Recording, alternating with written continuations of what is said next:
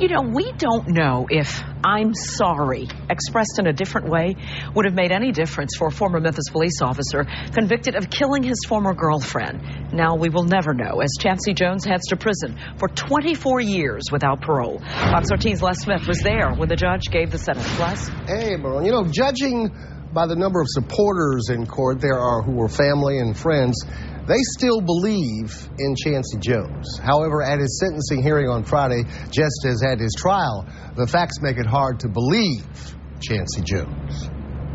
If there really was a river called denial, then convicted murderer Chancy Jones still has his oars deeply planted in it. I was still threatened by her. She had threatened me. I told the police that, and she was threatening my family.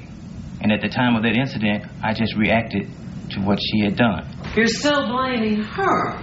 She was revving her engine. You were in fear of your life. It's still her fault? Yes, ma'am. It's been 3 months since the former Memphis police officer was convicted on a second-degree murder charge in the execution-style shooting death of his former girlfriend, Phyllis Malone, in September of 2008. On Friday, it was left to Shelby County Criminal Court Judge Mark Ward to pass sentence on Jones, who faced a maximum of 25 years in prison. With family members of both the victim and the convicted on separate sides of the courtroom aisle, Malone's sisters took the stand to express what would be the recurring theme throughout the 80-minute-long proceedings. As our family grieves for our loss, we have yet to see any sign of remorse or grief from Mr. Jones.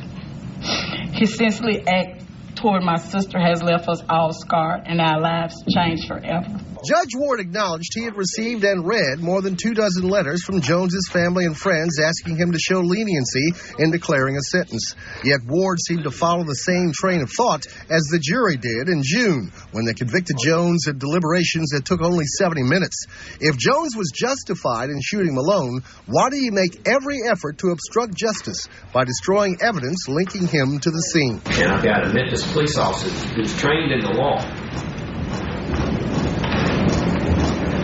who basically manufactured a claim of self-defense and continues to claim that I'm holding against him that his testimony is incredible. Ward would go on to slap Jones with a 24-year prison sentence without parole. For Malone's family, it was a bittersweet outcome. He didn't care whether she was dead or not. Yeah, he just did what he did to cover up his tracks. He could have handled it a different way. He could have handled it better than what he did. And Chancy Jones should have found a better way to say, "I'm sorry." Ironically, it came 2 years to the day of the funeral for Phyllis Malone. We want to know what you think by logging on to myfoxmemphis.com to answer the web poll question linked to this story. It's a question that was brought up throughout the hearing today. Should police officers convicted of crimes be given stiffer sentences than civilians? Think about that one. Les Smith, Fox 13 News.